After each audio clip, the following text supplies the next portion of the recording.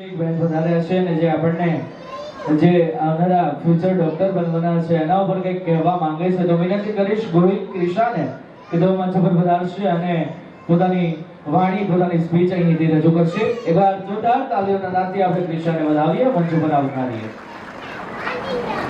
Everyone, today as we gather here, my heart is filled with gratitude. I feel truly blessed for the opportunity to pursue my dream of becoming a doctor in Russia. This journey wouldn't have been possible without the endless support, encouragement, and sacrifice of my parents, as well as the blessing of my family, friends, and mentorless Doctor Plus team. Becoming a doctor is not easy. It is a journey filled with a long night of study, countless exams, and endless hours of practice. But what makes this journey truly meaningful is a purpose behind it, the chance to heal, to comfort, and to make a difference in someone's life. As future doctor, we are learning not just the science of medicine, but also the art of humility, to treat patient not only with a prescription, but with empathy and kindness. Looking at all of you, I feel motivated to work harder, learn better, and serve the greater dedication. One day, I hope to stand proudly as a doctor who not only saves lives, but also uplifts spirits, spreads hope, and continues their legacy of service. The medical profession is not just a job, it is a noble service. The doctors spend their years to study medicine, learning about human body, and gaining skills to diagnose and cure disease. Beyond knowledge, a doctor must also have a patience, compassion, and empathy. When the world faces crises like pandemics or natural disaster, doctors stand at the front line. They work day and night, often risking their lives to save others. Their dedication reminds us that doctors are true heroes in our society. Doctors respected worldwide because their duty goes beyond boundaries, religion, or nationality. Their only focus is the well-being of patient.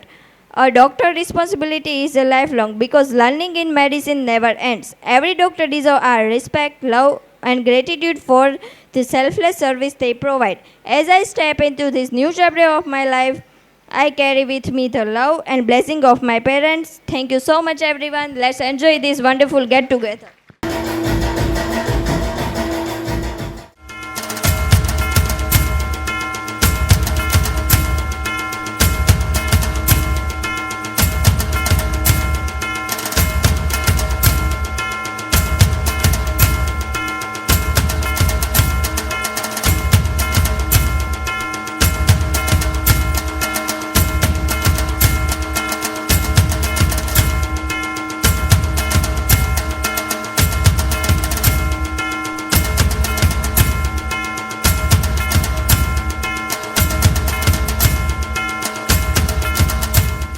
Vadodara બ્રાન્ચના હેડ એટલે અમારા Nirav sir માંડકણા આપણી વચ્ચે પધાર્યા છે ત્યારે હું વિનંતી કરીશ સરશ્રીને આપ શ્રી આજના પ્રસંગે તસવીરો જે કેમેરાની અંદર કંડારી રહ્યા છે એમના માટે ખૂબ ખૂબ આભાર. કેમ છો ડોક્ટર? ડોક્ટરોને કહું છું મજામાં? હું ઘણા ટાઈમથી જોઉં છું, આમ સ્ફૂર્તિ દેખાતી નહીં. હજુ એકવાર કહીશ, કેમ છો ડોક્ટર? હા, હવે આજરોજ ધ ગ્રાન્ડ ટુગેધર 9ની અંદર પધારેલા તમામ મહેમાનો, અમારા ફ્યુચર ડૉક્ટર તેમજ ડૉક્ટર બની ગયેલા અમારા વિદ્યાર્થીઓ, દરેકનું હું હાર્દિક સ્વાગત કરું છું. આજરોજ આપણે લોકો અહીંયા ટાઇટલ શું લગાવ્યું છે ખ્યાલ હશે બધાને. આપણા ફંક્શનમાં વ્હાઇટ કોટ સેરેમની એવું કંઈક નામ આપ્યું છે. હાલો, યસ, ઓકે. તો આજે દરેક વિદ્યાર્થીઓને હું એક બે વાત કહેવા માગું છું. તમારી સાથે લઈને જજો. કોઈ પણ દેશમાં, કોઈ પણ જગ્યાએ, કોઈ પણ યુનિવર્સિટીમાં જતા હોઈએ કે તમે આ જે એપ્રોન પહેરો છો ને, જે અત્યારે તમે હાલમાં પહેરેલું છે, એ માત્ર સફેદ રંગ નથી, એ એક વચન છે. શું છે? વચન, પવિત્રતા, નિષ્ઠા, સેવા, સમર્પણ, આ બધું જ આ એપ્રોનની અંદર છે. એટલે આજે તમે દુનિયાને કહી દો કે હું માત્ર વિદ્યાર્થી નહીં, હું ભવિષ્યનો ડૉક્ટર છું.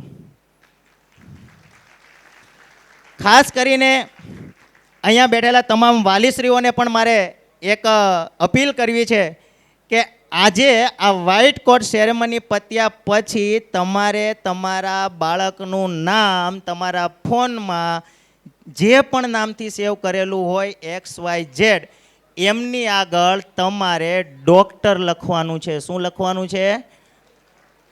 જેથી કરીને એ લોકો જ્યારે અહીંયાથી જાય, કોઈ પણ યુનિવર્સિટીમાં હોય, કોઈ પણ જગ્યાએ હોય, પહેલા કોલથી 6 વર્ષના છેલ્લા કોલ સુધી તમારે એને એવું જ કહેવાનું છે, કેમ છો ડૉક્ટર? જેથી કરીને એ લોકોને પણ વારંવાર પંચિંગ રહે કે ના, મેં ડૉક્ટર છું. બરાબર? કારણ કે વિદ્યાર્થી જીવનની અંદર આપણે કંઈક નવું શરૂઆત કરવા જઈ રહ્યા હોઈએ ત્યારે સંઘર્ષો પણ આવશે. નવો દેશ, નવા લોકો, નવી સિસ્ટમ, નવું ભણતર, નવી ફિલ્ડ, પણ દરેકની સામે આપણે લડવાનું છે. કારણ કે મેં તમને પહેલાં જ કીધું કે આપણે જે વસ્તુ બનવા જઈ રહ્યા છીએ એ દુનિયાના દરેક વ્યક્તિને બનવાનો મોકો નથી મળતો, અને આપણને મળ્યો છે તો આપણે એને 100% પ્રૂવ કરવાનો છે. ઓકે, એક સરસ મજાની એક સ્ટોરી કહેવા માગું છું, સાંભળશો? હા, 2 શબ્દ વચ્ચેનો એક ડિફરન્સ સમજાવવા માગું છું.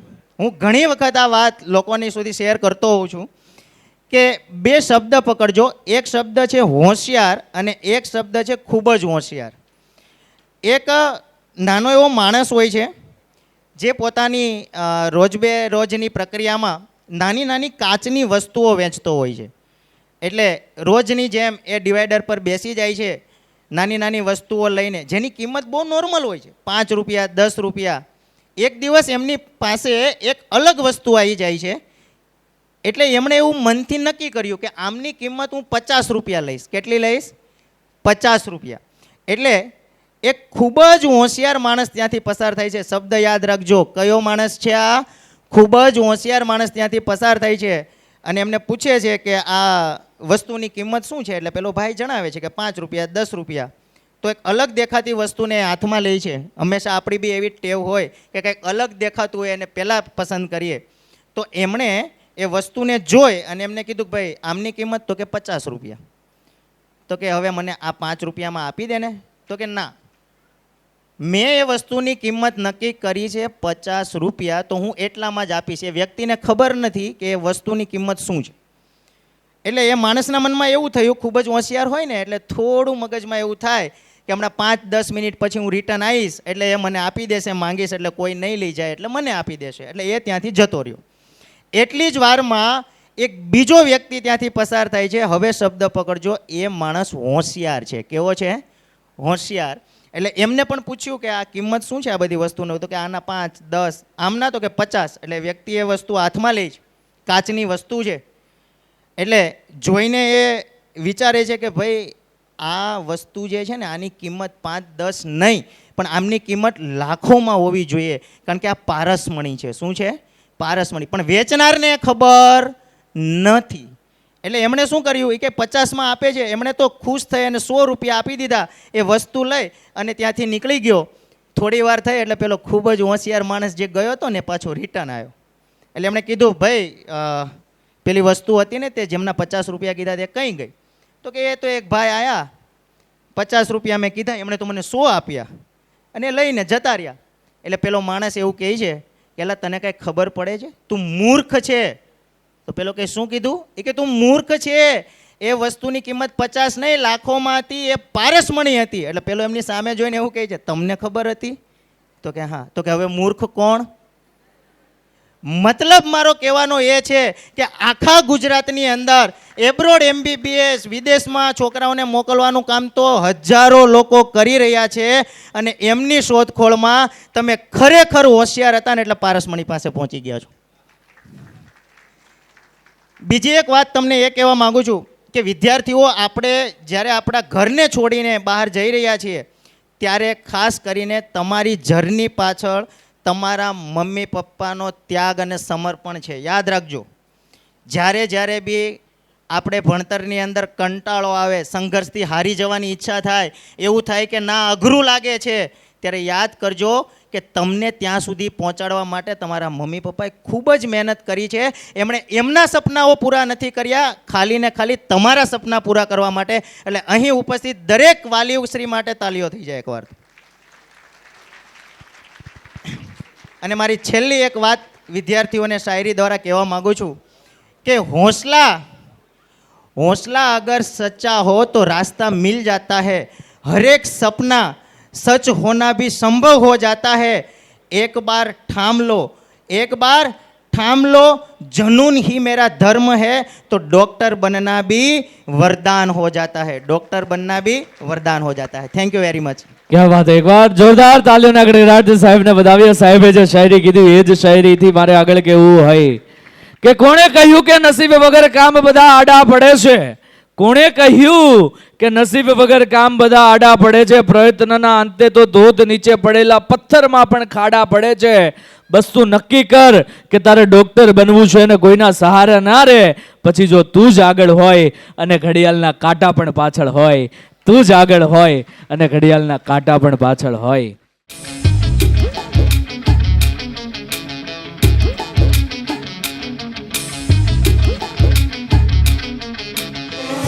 घायल परिंदा है तू, दिखला दे जिंदा है तू, बाकी है तुझ में हौसला. तेरे जुनू के आगे अंबर पनाहे मांगे, कर डाले तू जो फैसला. रूठी तकदीरें तो क्या, टूटी शमशीरें तो क्या, टूटी शमशीरों से ही हो. कर हर मैदान फतेह, कर हर मैदान फतेह, कर हर मैदान फतेह रे बंदे, हर मैदान फतेह. कर हर मैदान फतेह, कर हर मैदान फतेह, कर हर मैदान फतेह रे बंदिया, हर मैदान फतेह.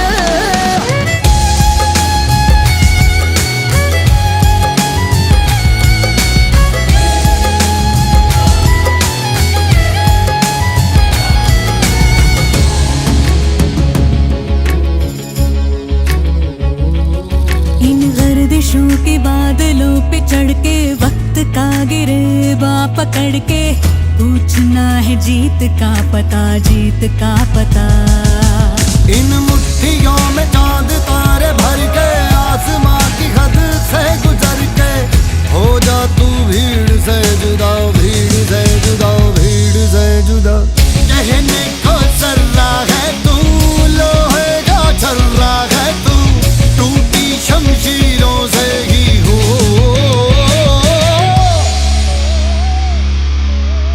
कर हर मैदान फतेह, कर हर मैदान फतेह, कर हर मैदान फतेह रे बंदे, हर मैदान फतेह. कर हर मैदान फतेह, कर हर मैदान फतेह, कर हर मैदान फतेह ओ बंदिया, हर मैदान फतेह. कर हर मैदान फतेह, कर हर मैदान फतेह, कर हर मैदान फतेह रे बंदिया, हर मैदान फतेह.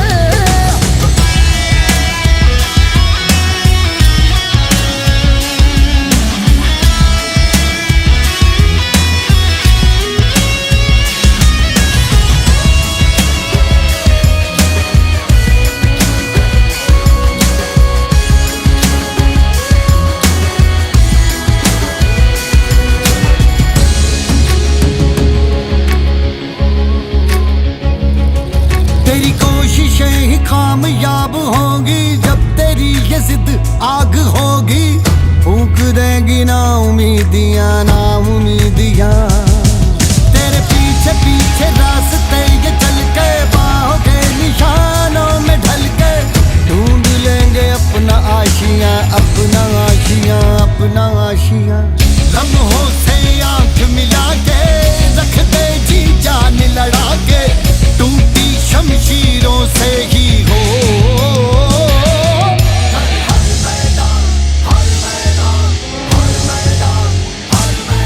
कर हर मैदान फतेह.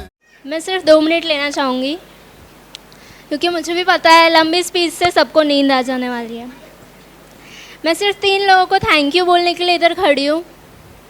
सबसे पहले thank you to my parents, to my mom and to my dad. उन्होंने मेरा साथ दिया, मुझे सपोर्ट किया एंड मुझ पे भरोसा किया। मैं जो भी बनूंगी उसका सबसे बड़ा योगदान मेरे पेरेंट्स का होगा। सो थैंक यू सो मच। क्या होता है ना, मैं घर पे बैठी हूँ और पानी पूरी के बारे में सोच रही हूँ, तो अचानक से मम्मी आते हैं या पापा आते हैं पानी पूरी लेके। तो जो एक्साइटमेंट होती है, हैप्पीनेस होती है, उससे मैं बोल देती हूँ thank you mummy, thank you पापा। मम्मी भी सामने से बोलते हैं वेलकम। लेकिन वो थैंक यू और यहाँ पे खड़े रह के सबके सामने थैंक यू बोलना एक अलग ही मोमेंट है, एक अलग ही फीलिंग है, एक अलग ही प्राउडनेस है। So thank you so much to my mom and to my dad. Secondly मैं थैंक यू बोलना चाहूँगी डॉक्टर प्लस टीम को,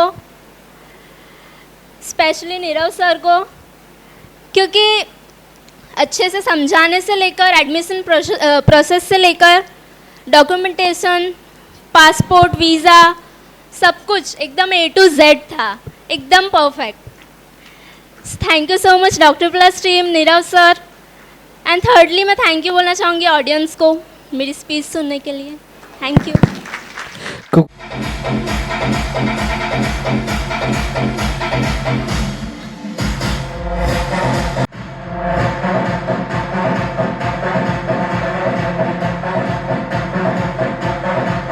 ખૂબ આભાર.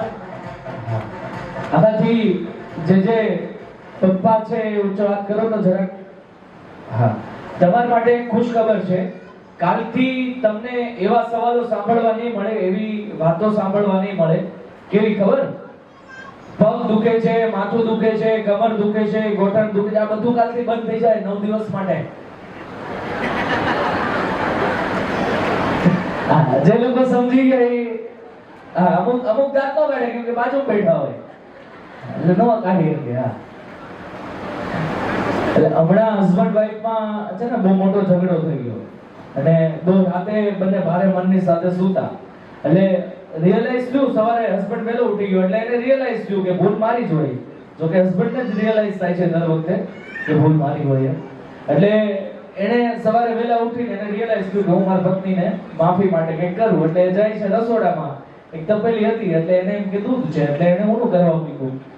ખુશ થઈ જાય મારી વાઈફ, એને દૂધ ઊનું કરી દઉં તો. એટલે એને ગેસ ઉપર દૂધ મૂક્યું, પણ થયું એવું કે કલાક થઈ ગઈ પણ પેલો ઉફાળો ન આવ્યો દૂધમાં. એટલે પછી એને આમ જોયું તો ખબર પડી કે દૂધની જગ્યાએ એને છે ને ખીરું ગરમ કરવા મૂકી દીધું હતું, જેના હાથે ઢોસા બનાવવાના હતા. અમારે કોરોનામાં જે ડોક્ટર છે ને એમાં ઘણા ખરા એવું હતું કે ડોક્ટર પાસે જઈએ, જેમ કે દાંત બતાવવાનો હોય, દાંતમાં જે બધું ફિટ કરાવવાનું હોય, નવો સિરામિકનો દાંત, તો રૂટ કેનાલ તો કરી નાખે. તો પાછા જઈએ ને એટલે કે સર હવે શું કરવાનું? કે એ પછીનું જ્યારે ભણાવતા હતા ને ત્યારે મારું નેટ બંધ થઈ ગયું હતું એટલે મને યાદ નથી કે હું કરવાનું છે. ડોક્ટર તુષારભાઈ મહેતા સર આપણી વચ્ચે ઉભા છે, જેઓ MBBS અને DNP અને MS ઓર્થોપેડિક થયેલા ડોક્ટર તુષારભાઈ મહેતા છેલ્લા 15 વર્ષથી વિદ્યાર્થીઓના મન અને કારકિર્દી ઉપર જેઓ કામ કરી રહ્યા છે, મન અને કારકિર્દીઓને જેઓ ઘડી રહ્યા છે, સાથે સાથે વિદ્યાર્થીઓને તેમને પ્રેમથી ઓર્થો બલી નામ આપે છે. ક્યાં વાત છે? જોરદાર તાળીઓથી એવા ઓર્થો બલી જ્યારે આપણી વચ્ચે ઉપસ્થિત થયા છે. સાથે સાથે તેમની શિક્ષણ પદ્ધતિ બહુ ખાસ છે, વ્યક્તિગત કિસ્સાઓને યાદગાર પાઠો, અને તેઓ ઓર્થોપેડિક્સ ને એવું શીખવે છે કે જે હંમેશા યાદ રહી જાય. તેમનો મંત્ર એક જ છે, when one teach to learn. તો આ એવો મંત્ર જ્યારે તેઓ પોતાના જીવનની અંદર અનેક વિદ્યાર્થીઓની અંદર લાવી રહ્યા છે, ત્યારે ચાલો એકવાર જોરદાર તાળીઓના ગડગડાટથી આપણે આવકાર્ય વ્યક્ત કરતા સમાન વ્યક્તિને જે ઓર્થોપેડિક્સ ને એક સાથે જોરદાર તાળીઓના ગડગડાટથી સાહેબશ્રીને વિનંતી કરીશ આપ મંચની અંદર પધારશો અને એમને સન્માનિત કરવા છે. ત્યારે હું વિનંતી કરીશ અમારા બંને અમિત સરને વિનંતી કરીશ કે આવો સાહેબ મંચના આગળ ભાગની અંદર. અને ટેમ્સ માંથી આપણી વચ્ચે ડોક્ટર તુષારભાઈ મહેતા, ઓર્થોપેડિક સર્જન અને ટેમ્સ આલવાના એજ્યુકેટર આપણી વચ્ચે જેઓ પધાર્યા છે. એમને વિનંતી કરીશ આપ સન્માનિત કરશો. તૈયાર થઈ જાઓ ડેન્સ નો હળાઈ જે આપણી વચ્ચે વધાર્યા છે.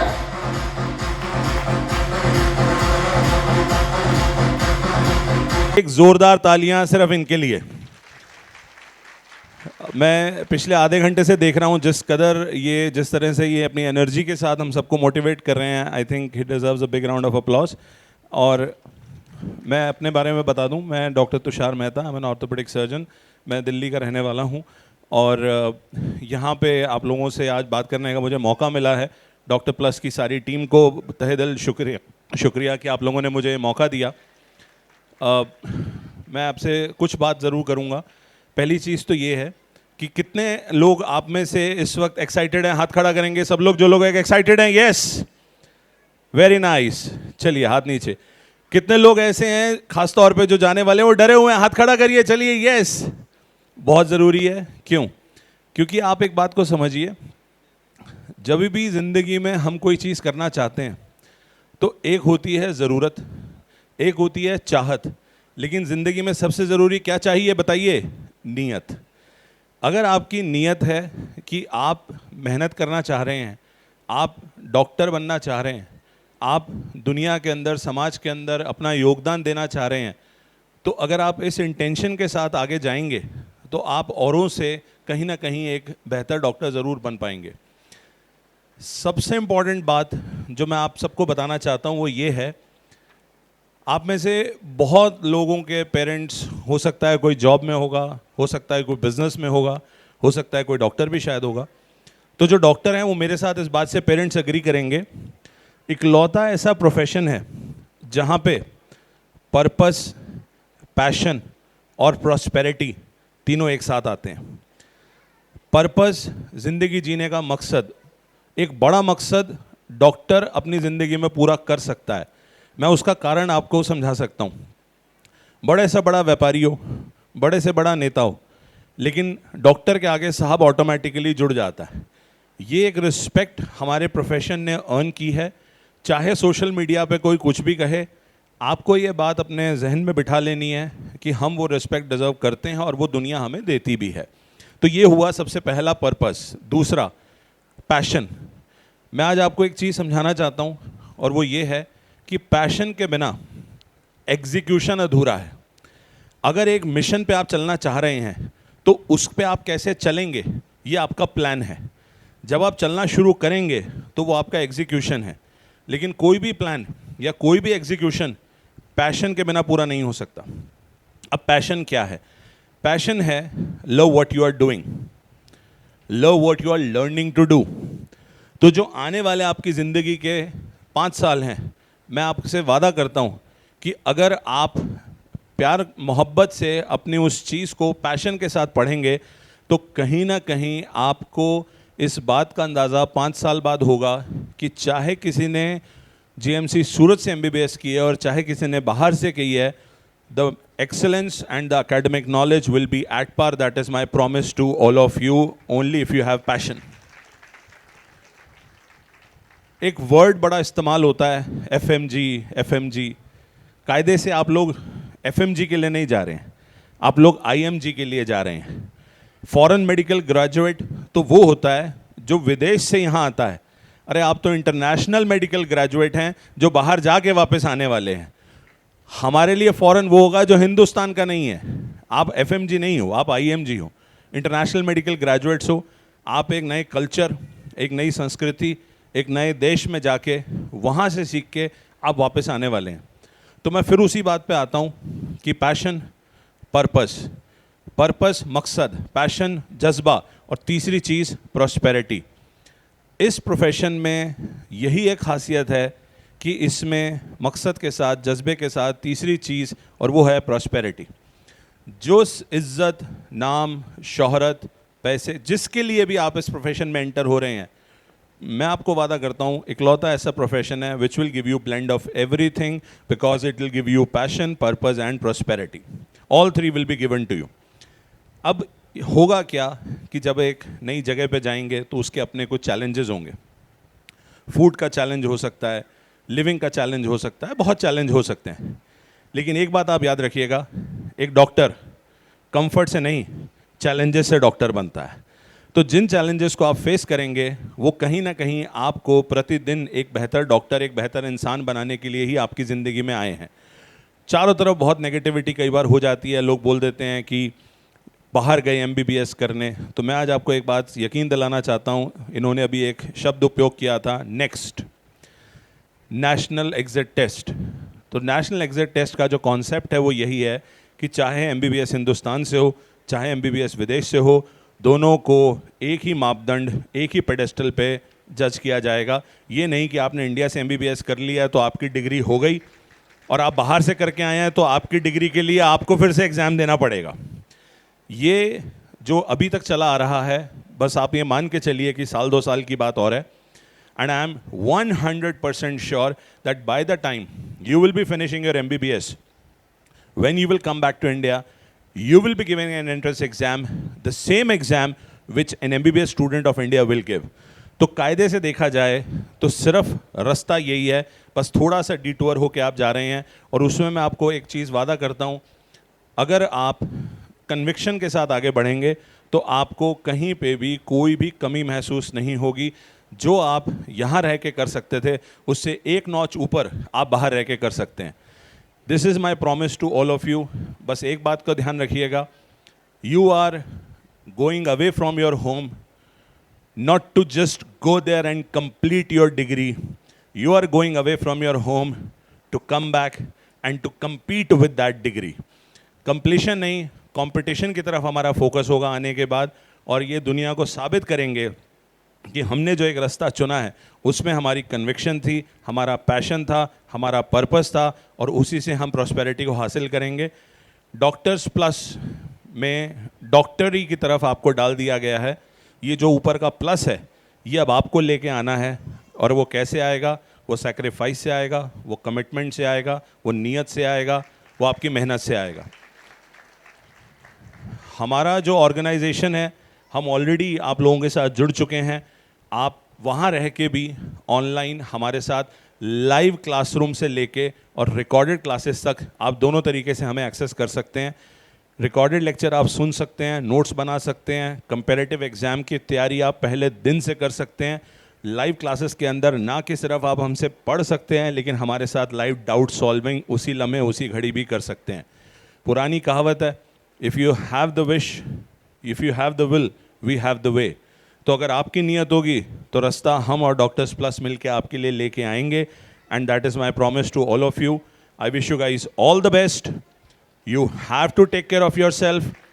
You have to make every single person sitting here proud of you, and that is the only promise that I want you to do to yourself. तो हम सब एक दूसरे अपने साथ वादा करेंगे कि अपना और अपने परिवार का, अपने माँ बाप का, अपने साथ जुड़े हुए लोगों का सर हमेशा फ़ख्र से ऊंचा रखेंगे, और हम उतनी मेहनत करेंगे कि जो हम ज़िंदगी में हासिल करना चाहते हैं वो हम हासिल करके रहेंगे। और मैं आपको एक बात और बताना चाहता हूँ, एक मेडिकल स्टूडेंट चाहे वो यहाँ से MBBS करे या बाहर से करे, उसका सबसे बड़ा कंपटीशन इस दुनिया में वो खुद होता है। बहुत सारी डिस्ट्रैक्शंस आएंगी, बहुत सारी चीज़ें आपको विचलित करेंगी, बहुत सारी चीज़ों में वहाँ जाने के बाद आपको लगेगा कि ये ऐसे करना है या वैसे करना है। तो आपको अपने संयम को, अपने कूल को बनाए रखना है और आपको आगे बढ़ना है। और मैं फिर एक चीज़ कह रहा हूँ, who is your biggest enemy? You. So you have to make sure that you are winning from yourself every day.